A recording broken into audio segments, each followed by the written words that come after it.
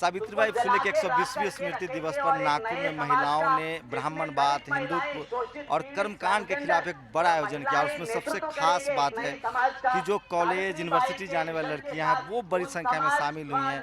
आपको समझना पड़ेगा कि ये देश बदल रहा है और आपको बदलना पड़ेगा। क्या लग रहा है कि जो फिलहाल जो स्थिति है, महिलाओं के अधिकार की बात करें तो उसकी बात सब करता है। क्या घर से अगर बात करें तो घर में महिलाओं को अधिकार मिलने लगा है? आपके जो बाप हैं, भाई हैं, पिता हैं, वो आपके अधिकारों को लेकर अब सचेत हुए हैं, संवेदनशील हुए हैं? देखिए, भारत में जब भारत में संविधान बना, महिलाओं के लिए बहुत से कायदे और कानून बनाए गए हैं। उसका महिलाओं के लिए या महिलाओं के पक्ष में? महिलाओं के पक्ष में कानून बनाए गए, मगर अगर घर से अगर बात करते हैं, माता हो पिता हो, आज भी हमारा देश पितृसत्ता कहलाता है। आज भी तो पितृसत्ता जब आप कहती है, मतलब कि आपको पिता से आज़ादी चाहिए? नहीं, हमें हम सभी नाते संबंध हमको चाहिए। माँ पिता चाहिए, भाई चाहिए, पति चाहिए, सभी हम सबको चाहिए। मगर एक हमारा सम्मान है, हमारा आदर है, ये हमें इक्वालिटी के साथ चाहिए। हमें काम करने का अधिकार चाहिए, हमें शिक्षा का अधिकार चाहिए। लेकिन इक्वालिटी तो सबसे, जितने सर्वे आते हैं उसमें कहा जाता है कि सबसे ज्यादा महिलाएं जो पीड़ित हैं वो अपने घर में हैं। तो इक्वालिटी कहाँ चाहिए? घर में चाहिए, सड़क पर चाहिए, समाज में चाहिए? हमें पुरुषों की मानसिकता में इक्वालिटी चाहिए। हमें काम तो मिलता है, मगर उसके साथ जो भुगताना हमको मिलता है वो इक्वल चाहिए। क्या लगता है आपको कि जो इक्वालिटी की बात हो रही है उसमें महिलाएं घर में कितनी ज्यादा अपनी आज़ादी के लिए लड़ रही हैं? क्या घर में लड़ाई शुरू हो गई है या अभी भी हालात जस के तस हैं? मुझे लगता है हालात काफी बदले हुए हैं। संविधान की बात करें तो हमें काफी अधिकार संवैधानिक तौर पे मिले हुए हैं, और हम महिलाओं को घर में जिस तरीके से हम कहते हैं कि महिला सबसे ज्यादा पेट्रियार्की को घर में फेस कर रही है, वो है क्योंकि कॉन्स्टिट्यूशनली, कल्चरली, सोशली हम इस पेट्रियार्की को हर जगह पे, हर सेक्शन में, हर मिनट में भोगते हैं, उसको हम सहन करते हैं, उसको हम पीड़ित हैं। लेकिन साथ ही साथ आज जिस स्तर पे हम देख रहे हैं कि कई महिलाएं अपने आप को जागरूक कर चुकी है, सक्षम कर चुकी है। आज वो आवाज बहुजन महिलाओं के साथ स्थिति और गंभीर है। बहुजन महिलाओं के साथ स्थिति गंभीर है, लेकिन बहुजन महिला ही अगर आप देखेंगे तो सबसे ज्यादा सक्षम भी है। वो बोलने की आंदोलन कितना आगे बढ़ चुका है। दिल्ली में जेएनयू में पढ़ते हो, वहाँ से आई हैं, और भी कुछ है। मनीषा मसाल को आप सब जानते हैं, हरियाणा से आई है। क्या लगा इस तरह के जो आयोजन है उससे कितना बदलेगा और बहुजन महिलाओं की स्थिति में कितना बदलाव आएगा? अभी जो महिलाओं की स्थिति है उसमें बहुत सुधार आया, क्योंकि हमारे दलित समाज की महिलाओं को इससे पहले पता ही नहीं था हमारे हक अधिकार क्या है। क्योंकि मूवमेंट ने जो काम किया है उसमें एकदम से बदलाव आया, क्योंकि पहले यही नहीं पता था हमारी जो दलित महिलाएं उनको पढ़ने का अधिकार है। हमारे सम्मान के योग्य सावित्रीबाई फुले जी ने इतना संघर्ष किया। नहीं, अब वो सब जानते हैं। मैं सोच रहा हूँ अभी जो हालात हैं, जिस समय हम जी रहे हैं, इसमें किस तरह के महिलाओं पर एट्रोसिटी और उनको किस तरह की लड़ाई लड़नी होगी और किस तरह उनको अपना अधिकार मिलेगा? अभी जो मनुवाद के घिरे हुए समाज में जो इतना दलित महिलाएं, ट्रांसजेंडर महिलाएं, जो भी मुस्लिम महिलाएं हैं वो पीड़ित हो रही हैं, उनमें एक बहुत बड़ा बदलाव ये आया है कि वो आज इस तरह का बड़ा सम्मेलन कर रहे हैं आज यहाँ पे ऑर्गेनाइज। ये हमारे लिए बहुत बड़ा बदलाव की पहल है। आपको लगता है कि और क्या काम करने की जरूरत है ताकि महिलाओं के समानता का अधिकार मिले और खासकर जो बहुजन समाज की महिलाएं हैं वो आगे आ सके? सबसे पहली बात तो उनको शिक्षा मिलनी चाहिए, ना कि सिर्फ शहरी महिलाओं को, बल्कि जो गांव में, छोटे छोटे गांव में बसती है महिलाएं, जिनकी जो छोटी छोटी बच्चियां जिनकी 18 साल की नहीं होने देते, फिर भी उनकी शादी कर देते, उन बच्चियों को शिक्षा देनी चाहिए, तब जाके सारी महिलाएं स्वतंत्र होंगी, उनका विकास। ये बहुत अहम बात है, शिक्षा पर जोर देने की जरूरत है। क्या लग रहा है कि किसी समाज में समानता आई है? अब मर्द समाज जो समझने लगा है कि अब औरतों को उसका हक दे देना चाहिए? कुछ हद तक, पूरी तरह से नहीं कह सकते कि मर्द समाज ये समझता है कि महिलाओं को बराबर हक मिलने चाहिए, बराबर कंधे से कंधा मिला के चलना चाहिए। कुछ ही हद तक ये बदलाव आया। बाकी आप गांव तबकों में देख लो या पुरानी सोच के लोगों को देख लो, दिल्ली में ही या हरियाणा में ही, तो अभी उतना बदलाव नहीं आया है। अभी भी औरतें शोषित और वंचित हैं अपने अधिकारों से। हरियाणा की बात होती है तो हमेशा जेंडर रेशियो की बात होती है कि हरियाणा में जेंडर रेशियो कम है। नागपुर में हरियाणा से काफी लड़कियां आई हुई है, तो ये बहुत अहम है कि वो घर छोड़ रही हैं। आप हरियाणा के यमुनानगर से आई हैं, घर वालों ने विरोध नहीं किया? हाँ, पहले क्या होता था कि लड़कियों को घर में दबा के रखा जाता था, पर मैं एक लड़की ऐसी हूँ जो घर से बाहर रह रही हूँ। लड़कों ने मुझे काफी छूट दी है और मेरे साथ कई लड़कियां ऐसी हैं जो मैंने अपने संगठन में उनको जोड़ा है और घर से बाहर निकाला है। आपको क्या लगता है कि आप लोग लगातार देश भर घूमती हैं, जाती हैं, कुछ बदलाव आया है और किस तरह के बदलाव की जरूरत है? हाँ, बहुत सारा बदलाव आया है क्योंकि बहुत सारे मूवमेंट चल रहे हैं, लोगों को अधिकारों का पता चल रहा है।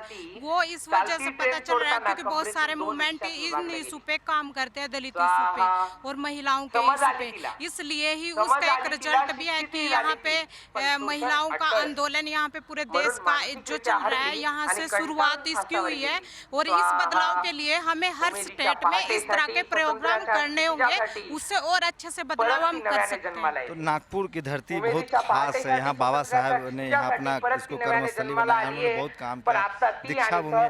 क्या लग रहा है आप लोगों की जिस तरह से समाज बदलना चाहिए था वो बदला है? आप स्कूल तो जाने लगी है, हर कोई अपनी बेटी को पढ़ने तो जाने देता है, लेकिन वो कंट्रोल अपने हाथ में रखता है, वो आपके सारे फैसले चाहता है कि वो आपके पिता या भाई या पति करे, तो उसमें कुछ बदलाव दिख रहा है? देखो, बदलाव तो बिल्कुल भी नहीं हुआ है। जैसे मैं सेकेंड ईयर दिल्ली यूनिवर्सिटी में स्टूडेंट हूँ, प्रॉब्लम है कि एडमिनिस्ट्रेशन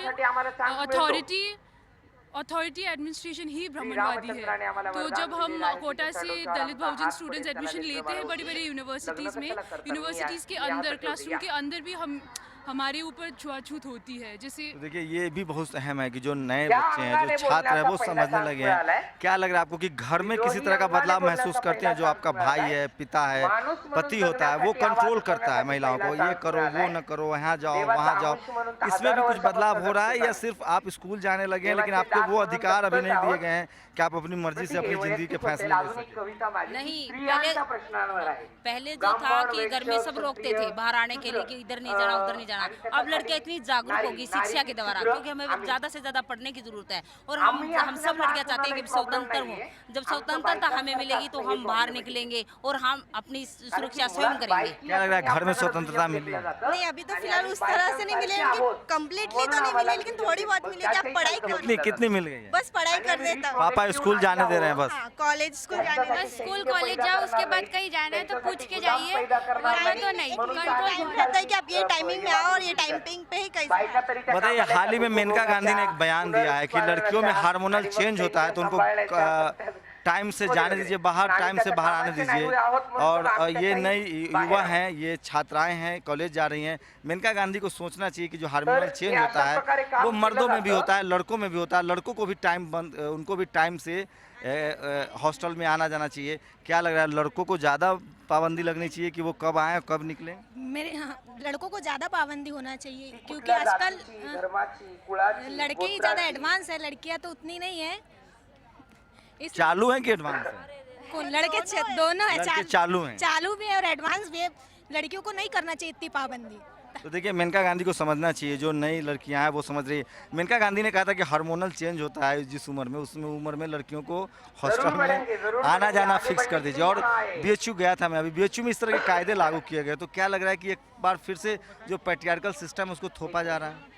मेनका गांधी अगर बोल रही है तो शायद हो सकता है उनका वो अनुभव हो, हम इससे ज्यादा तो कुछ नहीं कह सकते। लेकिन हाँ, बीएचयू जैसे कुछ यूनिवर्सिटी में लड़कियों के ऊपर काफी रिस्ट्रिक्शन लगाए जा रहे हैं, लेकिन ये एक बहुत ज्यादा कंडेम करने वाली बात है अगर महिलाओं को इस तरीके से। इवन जेएनयू के ऊपर भी काफी एलिगेशन लगाए गए कि जेएनयू में कंडोम भी मिले हैं करके, जबकि पता नहीं कौन सी सरकार आती है। क्या लग रहा है, जो ब्राह्मणिकल सिस्टम है, जो पैट्रियार्कल सिस्टम है, वो लड़कियों के पढ़ने लिखने से डर रहा है या बहुजन समाज की महिलाओं से ज्यादा डर रहा है?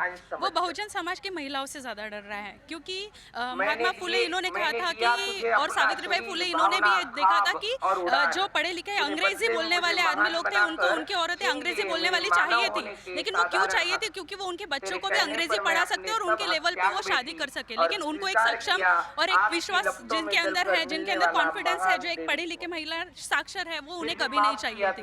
देखिए, हाँ, आज भी महिलाएं पीड़ित ही है, जो रेप घर में ज्यादा पीड़ित है, सड़क पे ज्यादा पीड़ित है? हर जगह ज्यादा कहाँ पीड़ित है? जगह पे हर मूवमेंट पे वो पीड़ित है, चाहे वो पहले किसको बदलने की जरूरत है? पति, भाई, पिता? पहले घर से ही बदलाहट होना है, हर एक घर से, उसके बाद में समाज से, उसके बाद में देश में, गांव-गांव में हर एक महिला। गवर्नमेंट ने भी यही बदलाव लाना चाहिए, ना कि आपस में लड़ते हुए। पहले महिलाओं, इतनी पीड़ित महिलाएं हैं हमारे देश में, लेकिन गवर्नमेंट का उनकी तरफ में कोई ध्यान नहीं है। लगता है कि मर्द कोई भी हो वो महिलाओं के अधिकार को दे सकता है और वो लड़ा दबाते हैं, महिलाओं के अधिकार को दबाता है। उस पर भरोसा कर सकती हैं आप लोग मर्दों पर? क्योंकि रेप केस, आज मैं बताती हूँ, रेप केस मैं इंटरव्यू कर रहा हूँ, मैं खुद अनकंफर्टेबल हो रहा हूँ। मुझे लगता है कि किसी महिला रिपोर्टर को होना चाहिए था। मैं इसके लिए माफी मांगता हूँ, लेकिन मैं कोशिश कर रहा हूँ जानने समझने की। हम उनका पूरा आपको जवाब देंगे। मैं महिला अत्याचार विरोध पे काम करती हूँ, मैं एनजीओ चलाती हूँ। कल ही हम लोग एक मैटर करके आए हैं कोरबा से। इतनी त्रस्त महिला एक लड़की है जो MSW करी हुई है। इस देश में जाति को लेकर हिंसा होती रही है, लेकिन कहा जाता है कि महिलाएं पीड़ित हैं और बहुजन महिलाएं 2 गुना पीड़ित हैं, क्योंकि उनको घर में भी प्रताड़ना झेलना पड़ता है और जब समाज में वो जाती हैं तो जाति की वजह से प्रताड़ना झेलना पड़ता है। और जिस तरह से नागपुर में इस तरह का आयोजन हुआ, इस तरह के आयोजन की बहुत ज़रूरत है। आपको ये खबरें टीवी पे नहीं दिखेंगी, अखबारों में नहीं दिखेंगी, आप चटकारे लेके देख नहीं सकते हैं, लेकिन सामाजिक बदलाव के लिए, इस देश को बेहतर बनाने के लिए ये खबरें बहुत ज़रूरी है कि आप तक पहुँचे और आप समझे कि जो महिलाएं आपके घर में हैं, जो दिन भर किचन में होती हैं, जो आपके बच्चे संभाल रही हैं, जो आपका घर चला रही हैं, उनकी और भी आकांक्षाएं हैं, वो और बहुत कुछ करना चाहती है। क्योंकि दुनिया गवाह है कि जिस देश में महिलाएं स्वतंत्र हुई हैं, जिनको बराबरी का अधिकार मिला है, उस देश ने तरक्की की है, उस समाज बेहतर हुआ है। बाबा साहब कहते थे कि किसी देश की तरक्की इस बात से नापी जानी चाहिए कि उस देश की महिलाओं ने कितनी तरक्की की है। और जिस तरह से उसी दीक्षा भूमि की धरती पर नागपुर में महिलाओं का ये आयोजन हुआ है, इससे एक उम्मीद तो बनती है कि आने वाले समय में अगर आपने महिलाओं के अधिकार उन्हें नहीं दिए तो उनका आंदोलन और बढ़ेगा, लड़ाई और बढ़ेगी और एक समय आएगा जब आपको उनका अधिकार उनको देना होगा, नहीं तो वो आपसे अपना अधिकार वो छीन लेंगी। कैमरामैन गौतम के साथ शंभू कुमार सिंह, नेशनल दस्तक, नागपुर।